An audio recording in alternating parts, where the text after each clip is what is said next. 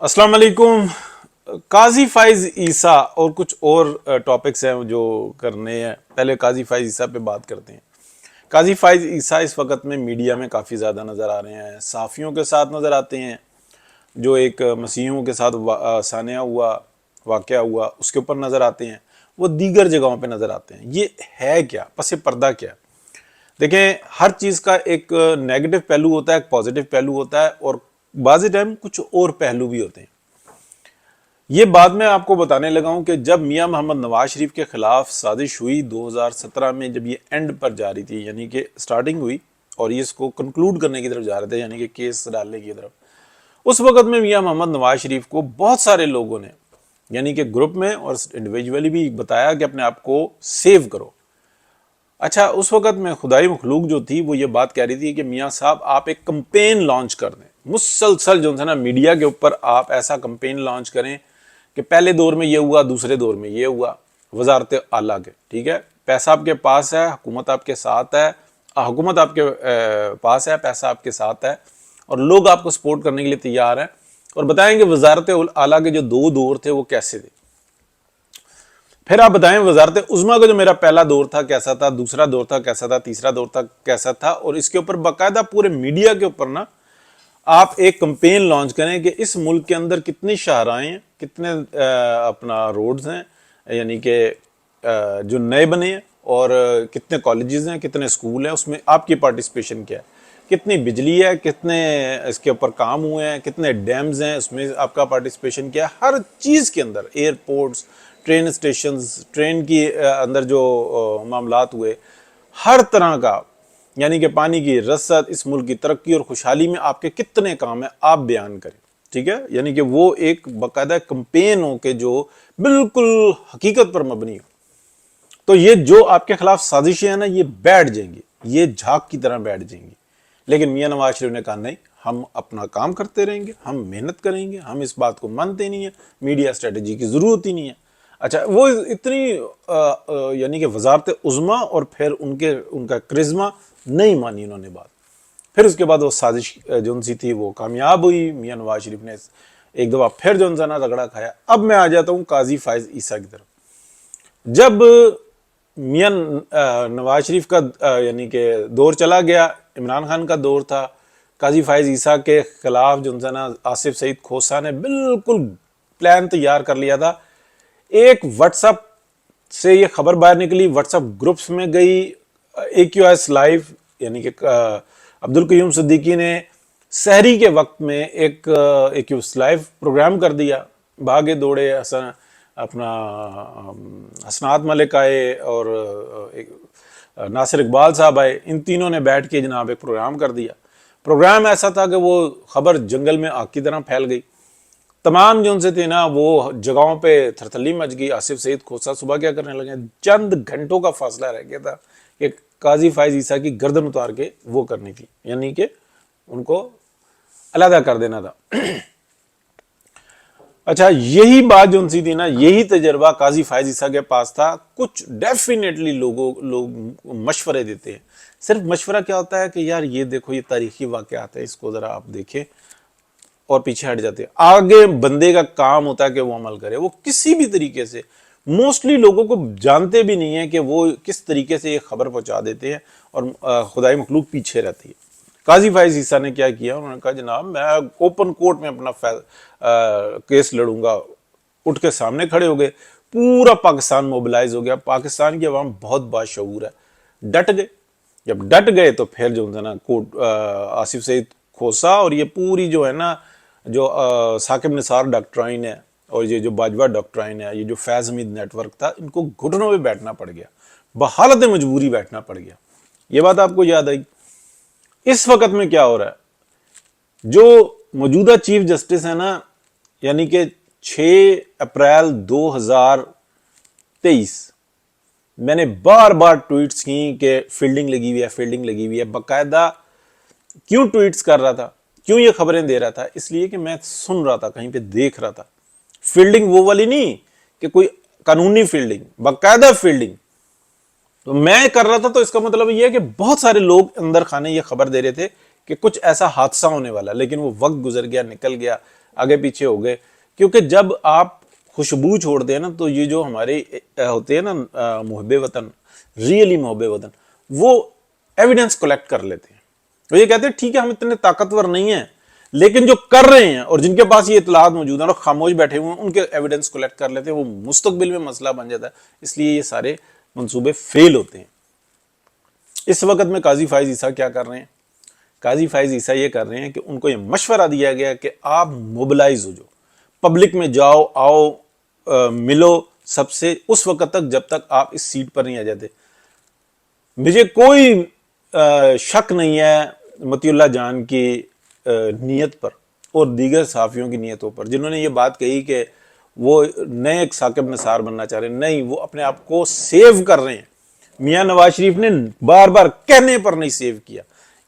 قاضی فائز عیسیٰ نے اٹھ کے اپنے آپ کو جو ہے نا کورٹ میں کیس لڑے. اگر چھوڑتے نا دوسرے کے انصاف کے اوپر، جیسے میاں نواز شریف نے یہ کیا تھا کہ مجھے ججز پہ بھروسہ ہے، اور ججز وہ تھے جن کے بارے میں ہر شخص کہہ رہا تھا کہ ان کا ماضی حال اور ان کی نیتیں بالکل آشکار ہے. کس بات کا بھروسہ کر رہے ہیں آپ کہ میرے پر 1% بھی میں قصوروار نہیں ہوں؟ بھائی جان 1% آپ بھی قصوروار نہیں ہے، 1% بھی نہیں ہے آپ قصوروار، لیکن وہ تو 100% ہے. ان کو تو چاہیے یہی ہے. تو یہ قاضی فائز عیسیٰ کا جو انسان ہے یہ مسئلہ ہے. اس وقت میں وہ جو موبلائز ہوئے ہیں وہ اس طرح سے ہوئے ہیں. اب سیکنڈ بھی میں بات کرتا چلوں، تھوڑی سی کرنی ہے. میاں محمد نواز شریف بہت شدید جو ہے نا غصے میں، اس لیے کہ شہباز شریف صاحب کی میں آپ کو ماضی ایک بات بتاتا جاؤں کہ میاں نواز شریف پہ کیا الزامات تھے، بیٹے سے تنخواہ نہ لینا اور یہ اس ٹائپ کا نکالا تھا. ہر چیز کا انہوں نے جواب دے دیا تھا. کورٹ فیصلہ کچھ بھی نہیں ہے، والیوم 10 ککھ بھی نہیں ہے، کھول دے جناب، آج ہی کھول دیں، کچھ بھی نہیں ہے، پلے کچھ نہیں. اگر ایسا 1% بھی کچھ ہوتا نا تو وہ بیٹے سے تنخواہ لینے پر جو ہے نا وہ سزا نہ سنائی جاتی ان کو، ککھ بھی نہیں ہے. لیکن شہباز شریف صاحب کو ہر جگہ پہ سے جو ہے نا ریلیف ملا ہوا ہے. نہ وہ نااہل ہوئے، نہ ان کا بیٹا نااہل ہوا، نہ وہ اندر ہوئے اس طریقے سے جیسے میاں نواز شریف کے ساتھ کو اندر کیا گیا اور کارنر کیا گیا.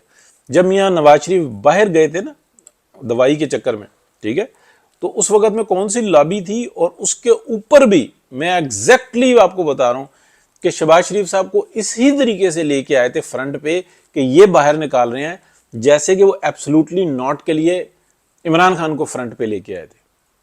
ٹھیک ہے، تو آپ سمجھیں کہ یہ مینٹل اپروچ جو نا یہ ایک ہی ہے، ایک ہی ٹیکنالوجی استعمال ہوئی ہوئی ہے دونوں جگہ پہ. عمران خان کو جب دیکھ لیا کہ کہا اگلے کو اٹھ یہاں سے نکل، چک اپنا پنگ اور نکل جائے یہاں سے، عمران خان کو فوراً بلا لیا کیونکہ لابی اتنی مضبوط ہے کہ یہ سب کچھ آپ کر دو، ایبسلوٹلی ناٹ، کوئی اڈا نہیں بنے گا. اگلا تمہارے اندر تک آ گئے، اور جو ٹاپ کے اوپر جو بیٹھے ہوئے تھے ان کو یہ بھی نہیں پتا تھا. جب وہ اگلے واپس گئے ہیں، ٹھیک ہے، تو اس وقت میں پتہ لگ رہا ہے، اس وقت میں بھاگ دوڑ کر رہے ہیں، اس وقت میں یہ ہو رہا ہے. سیکنڈ میٹنگ میں جو تھا نا، جب میٹنگ چل رہی تھی اس وقت میں آ گئے تھے. پہلی میں تو یعنی کہ یہ باہر سے آتا ہے بندہ چیف اور ملاقات کرتا ہے، چلا جاتا ہے، جب چلا جاتا ہے تب پتہ لگتا ہے. لیکن اس وقت میں بھی جو بڑی دیوار والے ہیں ان کا بندہ پہنچ گیا تھا کہ یہ کیا ہو رہا.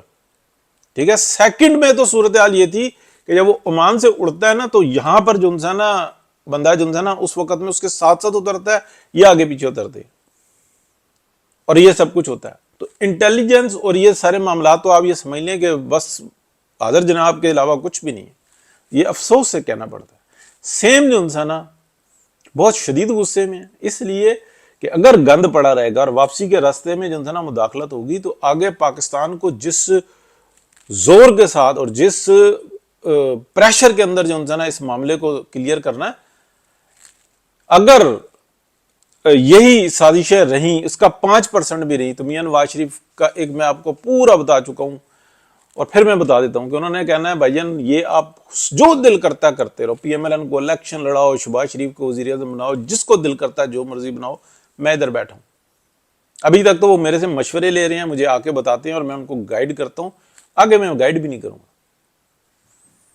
تو یہ ہے ساری صورتحال. اور میں آپ کو پھر بتا چکا ہوں کہ یہ جو پاکستان کے جو پڑوس میں جو کچھ ہونے والا نا، پاکستان اس میں یا تو پس جائے گا، دب جائے گا، اور یا اس کا بینیفٹ لے گا، تو پاکستان کا جو ہے نا لوگ ویزا لینے کے لیے نا لائنوں میں لگیں گے. اتنی ترقی اور خوشحالی ہوگی پاکستان کے اندر. اور اس شخص کے لیے جو ہے نا یہ سب کچھ ہو رہا ہے صرف چند ٹکوں کے لیے، ان کے لیے یہ بہت بڑی رقم ہے. ان کی طرف سے جائے دنیا ساری جہنم میں. وہ کون ہے ہم سب کو پتا. سازشیں نہیں ختم ہو رہی ہوتی. اور مینٹل یعنی کہ آپ یہ نہیں کہ وہ ان کا یقین جو ہے نا وہ یہ ہے کہ جیسے کہ ایک دیمک کا، ایک چوہے کا، ایک سور کا، وہ یہ ہے کہ میری خوراک کس کی، میں کتنی فصل اجاڑ رہا ہوں، نو پرابلم. میں کیا کر رہا ہوں، نو پرابلم.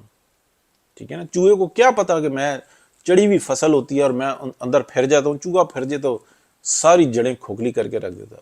اس کو کیا پتا، وہ تو کہتا ہے میرے بچے پال رہے ہیں، دیٹس اٹ. اس کو تو کنٹرول کرتی ہے تو دوسری سائڈ کرتی ہے نا. جو مرضی زہر دے، جو مرضی کرے، ہر طرح سے جو ہے نا کنٹرول کیا جاتا ہے. ادروائز نظام دنیا کا جو ہے نا وہ بگڑ کے رہ جاتا ہے. اور یہی ہوا ہے پاکستان کے اندر. سرٹیفکیٹ بھی بانٹتے ہیں اور پھر یہ بھی کرتے ہیں. چلیں جی دیکھتے رہتے ہیں. دونوں چیزیں میں نے آپ کو بتائی ہیں. قاضی فائز عیسیٰ کا یاد رکھیں، قاضی فائز عیسیٰ اگر اپنی سیٹ پر آنے کے بعد پھر وہ ثاقب نثار بنتے ہیں تو اس وقت اعتراض بنے گا، لیکن اس وقت میں ان کا موبلائز ہونا بہت ضروری ہے. ورنہ 2 دن کی نہیں، ایک ہیئرنگ ہوگی ہمارے بندیال صاحب کی، ایک ہیئرنگ ہوگی، وہ کوئی بھی کیس کھول کے اور سزا سنا دیں گے. لیکن یہ میڈیا وار پوری دنیا میں بڑی سے بڑی سازش کیوں ناکام ہوتی ہے اس وقت میں؟ کیونکہ جب ایک سازش اوپن ہو جاتی ہے تو بس پھر معاملہ جو ہے نا پبلک کے ہاتھ میں چلا جاتا ہے، اور پبلک کا پریشر نہیں کوئی لے سکتا، کیونکہ حکومت یا بیوقوف بنانا تو پبلک کو ہی بنانا ہوتا ہے نا. تو ٹھیک ہے جی، اللہ حافظ.